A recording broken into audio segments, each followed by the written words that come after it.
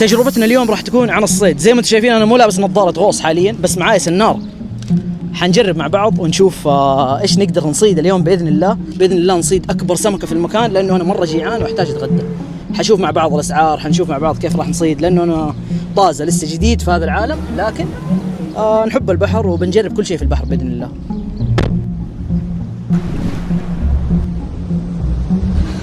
هلا لسه دوبنا وصلنا. طيب، وبما اني اول مره اجرب الصيد جيت المركز هذا، ما شاء الله تبارك الله عندهم كل الادوات اللي بحتاجها اليوم عشان اصير صياد فنان، وبرضه في ناس خبره ما شاء الله في المحل هذا. انا محمد ناجي، ويقولوا الناس ان انا صياد محترف وصاحب محل قصب ابو بكره. يلا نجهز انفسنا دحين، نشتري العده الرخيصه مره والعده الغاليه مره. طبعا الكابتن هنا وصل، جبناه واسطه، المحل مقفل لسه. يا الله حيهم، صباح الخير. اصر انه اجي، تعرف ليش؟ قال مو انت صاحب محل، افتح المحل الساعه 6 الصباح. طيب دقيقه والله الكابتن مشكله ده. قسما بالله هدفنا الاول انه احنا ننبسط لما نشوف احد اتعلم الصيد، لانه في ايامنا ما كان في احد يعلمنا، كل الموظفين اللي في المحل كلنا صيادين. انا هدفي كصاحب محل والله العظيم مو ربحي اكثر من اشوف ابتسامه واحد طلع اول سمكه. شوف السوق كبير والمعدات موجوده في كل مكان، تختلف باختلاف ايش اللي تبغاه انت بالضبط. يعني فمثلا انت ميزانيتك 300 ريال، في عده 300 ريال. انت ميزانيتك 100 ريال، في عده ب 100 ريال. تبغى مره شيء ادفانس، في ب 10,000 ريال. في افضل قصبه في العالم، في افضل ماكينه في العالم، افضل خيط في العالم. فكل شخص حسب ممارسته. العده هل لازم تكون غاليه عشان اصيد؟ لا، ما له دخل ابدا يا مرة ناس. هذا الموقف اكيد قد حصل عند ناس مره كثير، انه انت فجاه مشتري عده وقاعد تصيد، وجنبك اي شخص جنبك معاه علبه مويه وعليها خيط وقاعد يطلع سمك وانت ما قاعد تطلع. فهو اولا ارزاق، بعدين اسباب. ندور على اشياء رخيصه مره، ارخص شيء ممكن تصيد فيه، وبندور على اغلى شيء ممكن اصيد فيه. بكم هذه تكون العده يعني كامله؟ الرخيصه بكم تطلع؟ كلها ب 15 ريال. هذه العده الرخيصه عباره عن خيط وثقالات وهوكات وعوامه لو احتاجنا عوامه. دحين نبي نتعرف اكثر عن الصيد الغالي، ليش هو غالي اصلا، وايش الفكره بالضبط؟ هذه عباره عن طعوم صناعيه، اشكالها زي اشكال السمك الحقيقي. هذه بترميها وسط البحر، تسحبها باكشن معين، بتلفت السمك، بيهجم عليه يحسب انه هذا الطعم حقيقي. ما شاء الله. لا هذا بيسمونه ايش؟ السبورت فيشنج او الصيد الرياضي، لانه هو بيعتمد على انه انت بتسوي رياضه، انه انت بترمي وتسحب، ترمي وتسحب. تقول لي هذه بكم الماكينه ذي؟ شوفها تقريبا سعرها 3500. هذه من اغلى المكاين في العالم، اللي هي ذي صح؟ ايه. هذه اللي بتساعدك على لف انه انت تجيب الخيط على جهتك، فانت تقعد تسحب. طبعا هذه في منها انواع زي السيارات، يعني في لها سرعات، لها قوه، وفي الرخيص وفي الغالي. الرخيص في الغالي. يعني هذه مثلا انت لا تقول لي مثلا انت حتبدا الصيد ب 3500، لا، في اشياء ب 80 ب 50 وكويسه. على 10 ريال، 10 قرب يا طيب، على 10 ريال عشان يحسبوا الناس انه كل الصيد الرياضي هو عباره عن صيد يكون مره غالي. لا، عندكم هذه الجيكات كلها عليها عرض مثلا ب 10 ريال. حلو. عندنا دحين سنارات اسعارها ب 35 ريال. هذا مثلا عندنا عليها عرض مسويه 35 ريال. هذا اسمه البول سبير، هذا اللي انا احب اصيد فيه دائما، ممتاز يعني. هذا تيجي كذا بالمطاط، تحط يدك هنا بالمطاط وتمسك وتفلت، يمسك لك الاسماك زي كذا.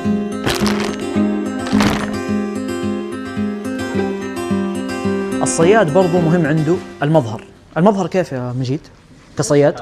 ممتاز. الكاب عشان ايش؟ يديك تصيد. شوف كذا كيف مثلا انا الحين قاعد اصيد، كيف بالله لايق ولا؟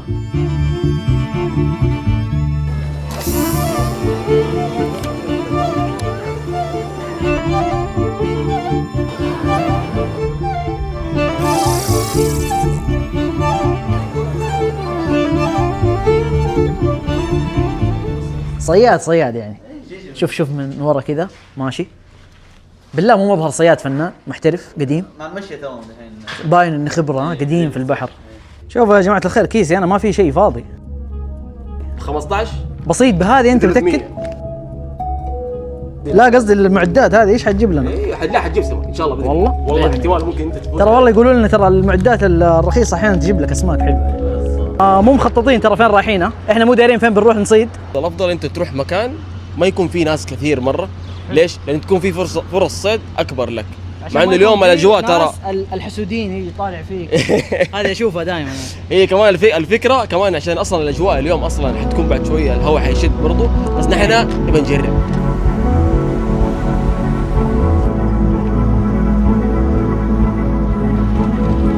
انت 15 شيلها معك. يا سلام على الاجواء، هذه منطقة جديدة ان شاء الله حيكون فيها صيد وغوص وكل انواع المتعة البحرية باذن الله. يوه شوف المنظر. هلا لسه دوبنا وصلنا. طيب ما شاء الله تبارك الله على طول. يوه هذا الحاقول. ايوه ملقوف. صاد الحاقول يا عيال. هذا ملقوف اي شيء يلمع على طول يلحق وراه. يتنفس قاعد. شوف بكاستنج ما شاء الله. هذا بالعده الصغيره. كيف طعمه ذا؟ طيب ممتاز. والله انا عن مقرمش؟ نفسي والله عن نفسي انا ما جربته. ما جرب. اليوم راح نجرب مأكولات غريبة بحرية يا جماعة. احس هذا مشوي ترى لانه نحيف عارف. والله احسه مقرمش. والله احسه مقرمش. مقلي. اسمع نجرب نص كيلو على اساس ان هي 10 كيلو تاني. يا سبحان الله شوفوا كيف يا جماعة الخير. صراحة المخلوقات برا البحر شكلها حلو والله. اسمع والله تحمست اني اجرب طعمه. الحين كم 1-0. 1-0 واضح. اتوقع المصور عارف مين حيفوز اليوم صح؟ الصيد الرياضي 1، الصيد البدائي 0. طبعا انا البدائي دحين. المعدات هناك حقتي دحين بجهزها وبنزل اجرب اصيد. اتوقع فيصل انك حتاكل الخبز اللي جبناه. ادهن عليه جبنه مع السمك يا سلام. في سلحفة هنا ميتة في الشاطئ. مأكولة ذي اتوقع ترى. شوف معضوضة من هنا ولا ايش؟ معضوضة من قدام شوف. بس دقيقة لا تكون مو سلحفة، لا يكون شيطان البحر. بالله اما شيطان البحر. والله شكله انا شايف القوام حق شيطان البحر. الا شيطان البحر. شيطان البحر اللي هو لقيطة. طلعت مو سلحفة على قولتك. ايوه شكلها لقيطة. شوف انت هنا المدخل حق الهواء معناته شيطان البحر. ايوه المانتا ري. ايوه المانتا ذي صح؟ والله ماني داري. شوف الدماغ هنا الراس باين. شكله في احد صادها. في احد صادها ورماها. يا شيخ الله يهديك والله حرام. كيف؟ والله حرام يا اخي تصيدها على الاقل كلها. ايوه اي شيء روح اطفحها اقلها ترجعها او رجعها البحر. والله حرام. ايوه لقيطه. شوف كيف. شوف دم اصلا. شوف الدم كيف يعني. هذه مو من زمان مره هذه شكله دوبه والله. شكلها انصادت دوبها يعني وواحد رماها هنا وخلاها. والله كنت احسبها سلحفه. سلحفه لانه القوام من برا باين من بعيد انه كانه سلحفه. أيوة بس شوف كيف باين هنا. شوف الراس باين هنا للاسف. ايوه الديل برضه مقطوع. شوف ديلها مو فيه. ايوه مقطوع يعني. اقلها يعني. شوف هذا السلوك الغير احترافي اللي يمارسوه بعض الصيادين المبتدئين بصراحه. انا اعتبر اي واحد زي كذا مبتدئ مهما كان 20 سنه لو بيصيد هذا سلوك مره ما يمت الصيادين بصلها ابدا. سمكه تتاكل شيلها معاك. ايش كان نوعها؟ قلت انه هي مثلا طعمها مو تمام، لحمها قاسي، بس برضه ما يوصل الموضوع انه انت تصيد شيء وما تبغاه وترميه برا زي كذا. شوف الله اعلم انه هو صياد او لا، بس انا اللي اثبت لي انه الديل مقطوع. احنا بالنهايه بنلتمس 1000 عذر في الموضوع ده. وغير كذا يعني في الاخير هذه روح تستحق الحياه زي ما انت عايش. برضه هذه كمان روح تستحق الحياه، روح من ربنا سبحانه وتعالى. ما بث فيها الروح عبث وما خلاها تعيش في هذا العالم عبث. فانت تصيد حاول يا اما تاكلها او ترجعها البحر او تاكلها. يا اخي مخلوق لطيف جدا كانه دولفين، يحب يسبح يحب يلعب. نجرب العده الرخيصه اللي عندي نشوف ان شاء الله اصيد فيها اليوم شيء. ترى اوقات يكون في شيء من الشاطئ، في شيء يتاكل من الشاطئ. ترعى السمك انه مثلا انت تقعد ترمي له يطمن انه هو ياكل اذا كان موجود. بعد كده انت ترمي طعمك صح. يقوم يعضه وتصيده بالضبط. والله هذا جاي ياكل الخبز معلم حق السمك ذا. هذا بيجي ياكل علينا الخبز ويمشي ولا كيف؟ يضبطوه على المقلي ولا والله اي شيء. احنا دحين جعانين والله اي شيء. تعال هنا في خبز تعال خلينا نصيد ذا يا ابوي. اذا ما هذا السمك نصيد المخلوقات اللي في اليابسه. حركب اغراضي هنا طبعا. كاني بسوي ريسيفر يا ولد، مو بسيط. هذا حق الريسيفر عارفينه، كبير يجيك صح معاه سلاك. في عندك اساسيات شويه، هذه يبغى لها قص مع زرديه في جيبي، في زراديه وشغل مرتبين. بس هذا حق السبورت فيشن. اوكي يلا مو مشكله، مساعده كلها ان شاء الله مجال واحد طيب انا بجرب اركبها، انت قول لي لو في شيء غلط. حلو. حتبدا بايش؟ عدل لي. حبدا بهذا. ايوه بحار خلاص البحر فطره ترى يا جماعه الخير. كيف حتفك هذه؟ هذه تنفك كويس. دلي كويس انك قلت لي والله. اللي يحب البحر الفطره يطلع فنان ان شاء الله. كذا انا صح؟ انا ماشي سليم. طيب بعدين دقيقه، ايش الغرض من هذه؟ ايش الغرض من هذه؟ ايش هي؟ هذه اللي فكيتها انت من الاساس. هذه الله معاها. لا مو والله معاها. جرب ترجعها مكانها الطبيعي. اوه تقفل لك من هنا عكس؟ لا مو عكس، نفس على اساس انه ايش؟ تثبت. اوكي. فانت الحين تعايرها، تكبسها كبس كذا. حلو. تحركها كذا، تعايرها انت فوق، ترخيها شويه. أيوه. ترفعها مثلا فوق شويه زي كذا، صارت دحين فوق. اول شيء ركب الهوك بعدين الثقال. اربط عادي الحين مبدئيا. طريقه نفس الطريقه هذه. سوي نفس حركتك كانه شخص توه اشتغل عده، هو رايح يتعلم بنفسه، عشان انت تخليها قويه، عشان انت تكون في الصوره، عشان بس اعلمك الحين بس شيء انت خبصتها صح؟ لا مو خبصتها، ربطت بعقده واحده صح؟ ايه. المفروض الطريقه الصحيحه ان انت لما تربط اي حاجه، ربطه المبتدئين في الصيد اللي كل الناس يعرفوها، هذه اصلا مو ربطه، هذه عقده انت دخلتها مرتين في الهذا. ايه. انك انت ايش بتسوي؟ الحين انا ما سويت شيء، دخلت الثقال كده عادي. ايه. بعد كده ايش بسوي؟ بسوي عقده هنا فوق. حلو. كده الطريقه هذه، الف الف الف الف الف الف الف الف مثلا 4 مرات 5 مرات، بعد كده ادخلها من ايش؟ نفس طريقتك من اول فتحه. بس صارت ربطه حقتك مدبله. حلو. ايوه، بدل ما تقعد تربط الحين مرتين مع بعض، خلاص ربطه واحده هي اللي تحل لك الموضوع كامل.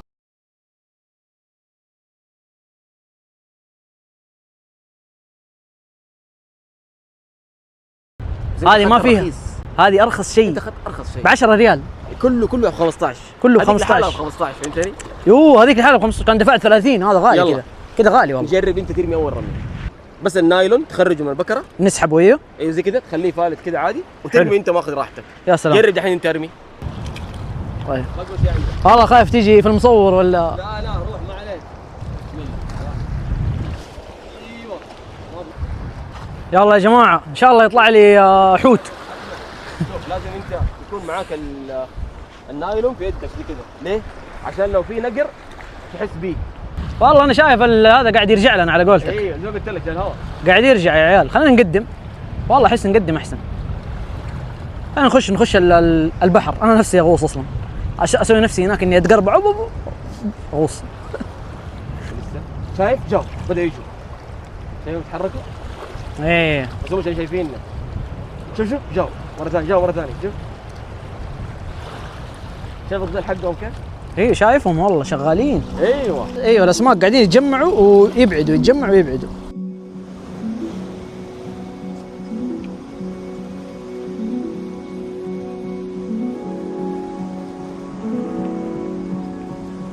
بالصيد البدائي حاولت أصيد، بس للأسف المنطقة هذه ما تساعد، وكمان الهواء جاي عكسنا، وزي ما قال محمد كل صعوبة تمر عليك لها نوعية صيد مناسبة. ورغم الصعوبة اللي واجهناها إلا أنه ما شاء الله قدر يصيد بالصيد الرياضي 4 أسماك.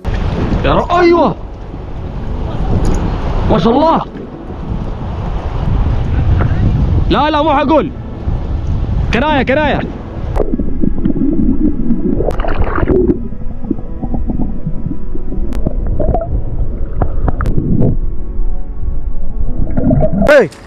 يا ولدي بياكلوا ذا الورع. شش نحن ابو شكل لك سمكتنا يا ابوي، نبي نتغدى احنا. يا تعبان والله. ابو مقص جاي بياكلها. ايوه عشان تعرف انه البحر غدار. اتوقع عضها اصلا. ايوه قد اكل منها اتوقع. يطز هو صح؟ اكل اللور كيف من النص، قال لك بيهجم على الفريسه بيقسمها نصين بدايه عشان يقتلها مره. بينقسم هو نصين دحين. هو ينقسم نصين. يلا خلينا نكمل يا جماعه بالسناره حقتي. دحين اجرب ارمي، اشوف ان شاء الله يجي معايا شيء. نفك الحبل حق الريسيفر. في مشروب طاقه. في مشروب. يا سلام. جرب ما تقول لا. لا لا لا لا تشبكت في بعض. لا وانت لا، الهواء هو اللي حيضايقك والله الهواء. اسمع عليه، انا لقطه شفتها في الريلز في الانستغرام، ذولاك اللي يرموا شيء اخضر بس بسناره اتوقع. لا بس برضه بيدك في بيدهم ها. فانا الحين لازم اسوي نفس الحركه ذي عشان اكون محترف، ابين اني انا محترف. ها كيف كذا الامور طيبه. يلا شباب بسم الله. سامع الصوت؟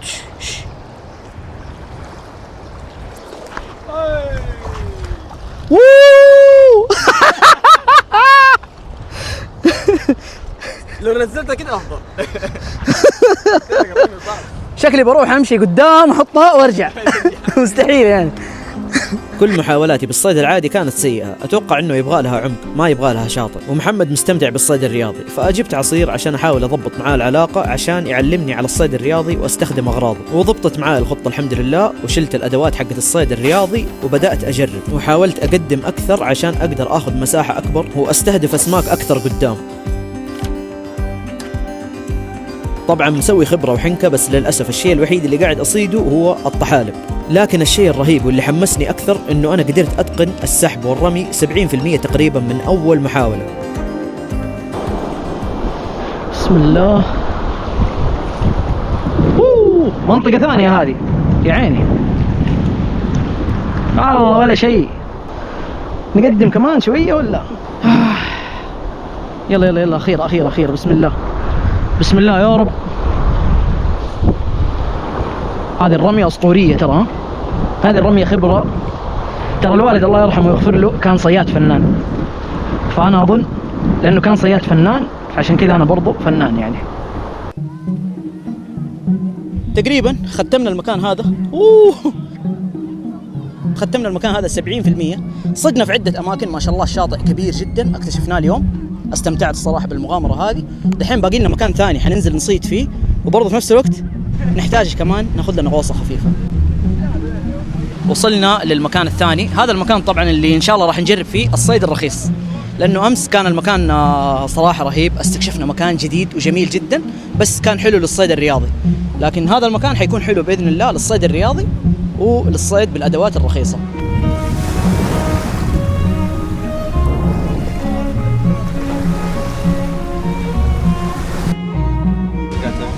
خلاص دحين يبغى مساعدة، مع انه احوال الطقس سيئة، بس نبى نجرب نصيد بالعدة الرخيصة. عشان كده لما قلت لك انا احط هوكات صغيرة عشان يتحمل. شوفها في سمك هناك طلع كبير. انا دائما لما اروح اي سقالة اسوي زي هذه الخطة. ليش؟ لان في اوقات في السبورت فيشنج ما يمسك معانا شيء، فانت تبى تسوي كل السبل اللي تخليك انت تصيد سمك. جرب كل شيء بالسبورت فيشنج بالصيد العادي. كيف وزنه ثقيل احس، بس نجرب نشوف دحين باللوزين يا جماعة الخير. شايفهم قاعد يحوموا هنا؟ ايوه شايفهم جايين كده عليك. اي بالضبط صح. المهمات ايش هي؟ نغير المويه. ايوه المويه اللي بالسطل نغيرها. نبغى نغير المويه اللي هنا لانه كان فيها اسماك ميته، فلازم نغيرها عشان السمك حقنا يكون نظيف ورهيب باذن الله.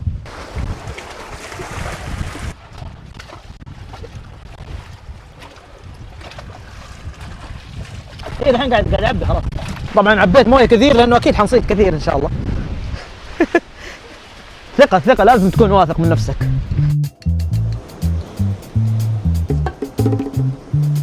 انا دحين هاي النظارة ابنزل اغوص، ابشوف ايش الاسماك اللي موجودة. حكتب لك هي في ورقة، بسوي لك اوردر تصيد لنا هي وتضبطنا ان شاء الله على الغداء. طيب اسمع، تبغى بشاميل ولا طاجن ولا؟ والله كل شيء. كل شيء. نفتح مطعم احسن، دي تشتري احسن كده احسن. حلوه دي، سوي لي لسه بالسمك اللي نصيده.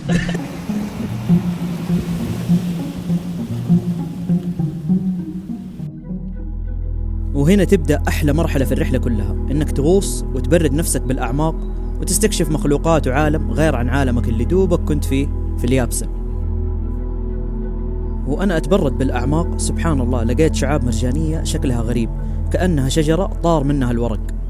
وبنفس هذا المرجان لو تلاحظوا فيه مخلوق صغير متخبي كذا ورا، هذه سمكة الصندوق اللي شكلها مربع. سبحان الله. أنا نازل أغوص عشان أشوف إيش نوعية الأسماك اللي ممكن نصيدها، بس صراحة جذبني المنظر ونسيت نفسي في هذا المكان.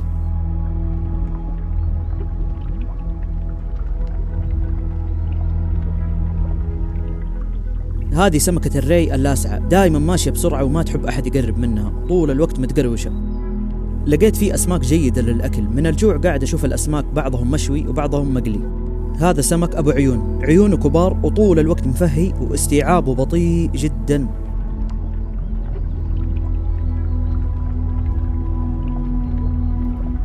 وزي ما شفنا 20% هذه هي الحياة في المنطقة هذه، بس طبعا في أسماك متخبية وفي أشياء إحنا ممكن ما نشوفها.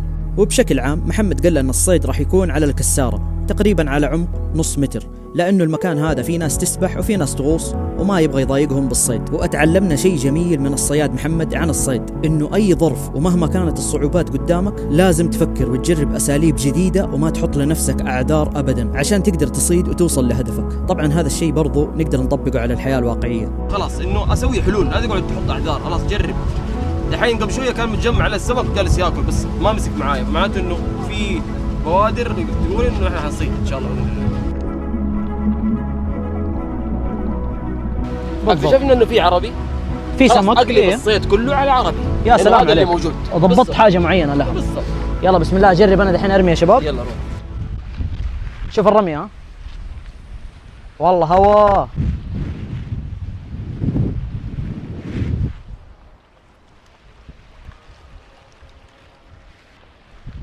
كأني أنا دفيت حبل مرة كثير، صح؟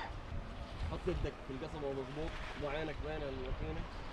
اوكي التكنيك الصحيح، اصبع عينك تكون هنا. حركة العربي جاء كله. ايه شوف العربي كله جاء هنا. واضح. يلا شباب، اول صيدة باذن الله. بس انا قاعد اغش شويه اني قاعد اصيد بالمعدات الغاليه صراحه، بس انه ممتعه والله، استمتعت فيها جدا. بلوزين، تعرف تسويق واحد. وبلوزين فعلا. فصراحه الصيد ذا ممتع، يعني استمتعت فيه اكثر من الصيد الرخيص، لانه الصيد الرخيص متعب جدا وصعب انك تصيد فيه، يعني بكل امانه تجربتي هذه يطيروا جالسين. ايه حسبت تسوي والله حسبت العصفور اقسم بالله فعلا طايره من البحر. ايه يعني دحين ما اسحبه، اخليه ثابت، خليه زي ما هو عشان يطمن انه هو ايش، انه هو طافي فوق الموج، فوق البحر، خلاص هو ايه كي يطمن. شوفوا كلهم هنا متجمعين والله مره كثير. ايوه فعلا فاهمين الهرجه تحس. ايوه بدا ياكل واحد، جاوا مجموعه. شفت الاثنين اللي دخلوا على الخبز؟ ايه الاثنين دخلوا على الخبز. شوف في كم واحد حيجي متردد، فيهم خوف تحس. ايه جاوا في اثنين ملاقيه في جو، بدأوا يعضوا. ايه بدأوا حيرجعوا مره ثانيه، ما اكلوا اثنين حياكلوا البقيه. بسم الله يا رب، حق الاذان ده يا رب. ادينا واحده كذا كبيره. مترددين تحسهم. ايوه خايفين، حريصين لا صح، مو مترددين. عشان اذا كان السمك اللي هنا كذا فما بالك وسط البحر. فاهم الهرجه كلها. الطعم طريقته كذا. ايوه تعلم من اليمين من فوق. شباب احمد من هنا يشرحوا البعض يشرحوا البعض ايش الهرجه. والله شوف كيف، والله اخر شيء يبغى لنا يرجعوا لك السنانير كذا ساده، رشاش ولا سكتون. ما شد لسه. اتوقع شالوها. شالوها قهر. شايف ده كله في النهايه. يوه يا عيال والله صراحه الصيد شويه يضغط، يعني مو مره يجيب لك الضغط، يضغط انك انت شايف اصلا، شايف الاسماك كيف خرجت. اكلوا الخبز كله. السنانير هذه مستحيل رجعوا لك اياه مرتب كده.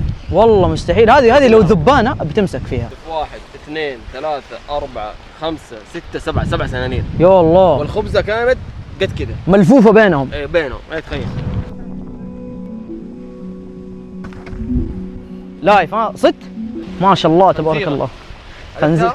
اوه هذه الزناد اسمها صح؟ والله احنا نسميها خنزيره، حقنا ما نسميها خنزيره. تتاكل دي يا كابتن؟ مره ما تتاكل دي. يعني نفكها؟ فكها. تبي عندك سنانير والله. بوفية الغواصين. تعال صاد سمكة. الله عليك يا كابتن، الله عليك يا شيخ. ايش الدعس ذا؟ عربي؟ ما شاء الله تبارك الله.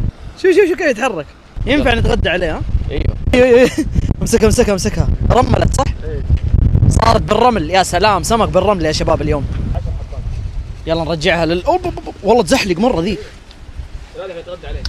يلا شباب يلا خش اسبح حبي. يا سلام دحين يسبح هنا صح؟ ايوه خلاص حيضل عايش.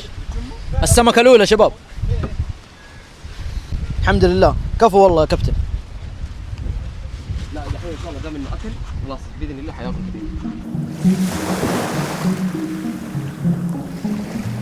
يلا يلا يلا يلا يلا. اول صيده اول صيده. اوب اوب اوب اوب. راح القصبه. اي روح حبه حبه اسحب حبه زي كذا وداريها. جيب على كذا. انت ودي السناره على اليسار حتيجي معك يسار. اودي السناره على اليسار. ايوه تروح معك يسار. يلا بسم الله بسم الله بسم الله يا رب يا رب. اسحب على قدام لما تيجي تحت الجسر. يو يو. قدام الخيط يحط في هذا حبه حبه. بسم الله بسم تيجي معك يسار. تعال هنا يلا هتيجي معك هتيجي معك. اوب اوب اوب اوب. ايوه حبه حبه حبه. روح روح روح. ايش بها كذا قويه دي؟ حبه حبه حبه لا تسحب بقوه. اسمع شوف لما تجي ترفع ايوه زي كذا. انزل القصبه تحت لوم زياده لوم زياده. لا ودي القصبه كمان تحت. على تحت؟ ايوه لا كذا كذا. ايوه ارفع لفوق ارفع لفوق على طول رفع واحده على فوق بسرعه. اوه اول صيد يا شباب. هذا عربي ها؟ هذا عربي ها؟ ما شاء الله. كيف شعور؟ هنا هنا هنا. كيف شعور اول سمكه؟ اول صيده في الحياه اقسم بالله كاني صدت اسد. يا رجل شعور رهيب رغم انه السمكه صغيره مره يعني. ايوه بس الشعور حلو. مقرمش هذا ها؟ اسمع والله جيعان. الشعور لما انت الحين بني البشر تغلب على السمك. اوف يا عيال والله يقهر اقسم بالله قاعد يحاول يعني يحاول ياكل الخبز بدون ما ياكل هذا. ايش الذكاء اللي فيه. الصيد الرخيص لسه ترى ها. انا جاي للصيد الرخيص حجرب فيه برضه وباذن الله حصيد فيه.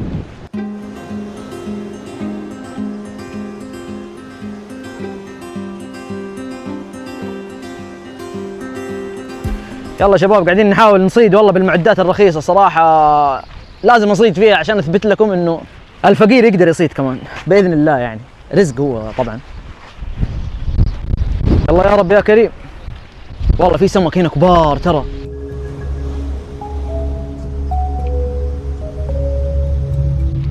لعيونكم يا شباب. شوف رمية المحترفين ها. والله انا صرت فنان ترى بهذه.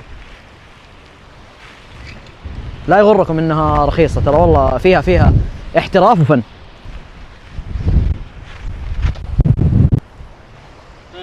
شوف هنا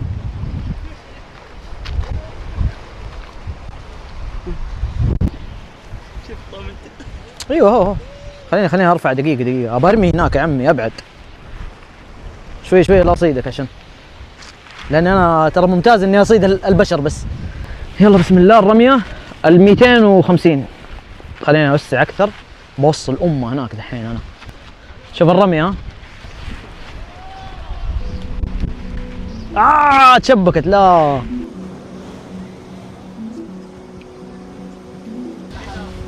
يلا شباب ركبنا طعم اخطبوط حقيقي طبعا. فدحين بجرب اصيد بالغوص نفسه يعني بنزل اغوص وبصيد بالمعدات الرخيصة اللي هي المعدات الاساسية اللي انا بستخدمها اساسا في الفيديو لانه جربنا صراحة من فوق تقريبا ما هي راضية تضبط. ف ان شاء الله دحين تضبط معانا. يلا مغامرة ممتعة ان شاء الله.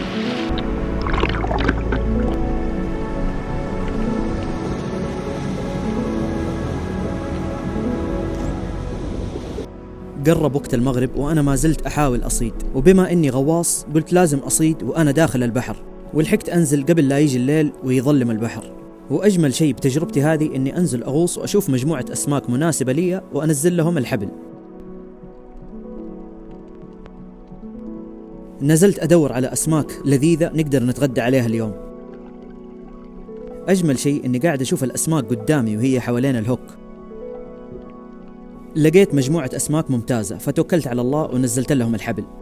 وهذه أول سمكة انصادت معايا بالمعدات الرخيصة، وحسيت بإنجاز كبير جدا لأني تعبت على هذه النوعية من الصيد. سبحان الله فجأة السمكة فكت، الحمد لله هذه مو رزقي. ومباشرة مسكت معانا هذه النكبة سمكة الخنزيرة، طبعا نزلناها على البحر على طول. ما تنأكل صح؟ الخنزيرة كيف طعمها بالله؟ حبيبي خلينا نرجع لمحور حديثنا الرئيسي. صيد السمك من البر غير من وسط البحر. والله انا اهم شيء صدت بالمعدات الرخيصه خلاص صدنا سمكه بس انه ما تنأكل للاسف. والله ودي اكمل اقسم بالله صار الموضوع يحمس والله الموضوع. صورنا لقطه وفي سمكه تنأكل ورهيبه مسكت معانا لونها احمر على قولتك ايش اسمها؟ شكلها المهم بسرعه فكت. لان الهوكات صغيره بعد كذا شكل اللي بجي بهوك ايوه مو هوك علاقه. لا بس عجبني لما قال لي ايش اشوف السمك انقي بعدين اطلع فوق انزل له. والله يا عيال ترى الغوص وانت تصيد فعليا انا كان كذا اوكي، انزل اخذ لفه، اوف والله المجموعه دي حلوه، اطلع فوق انزل لهم الحبل. شوف ينجي، اما انا مسكين هنا ماني شايف اي شيء. انزل لهم الحبل انقذهم. فيوم جميل الحمد لله، تجربه رهيبه الصراحه.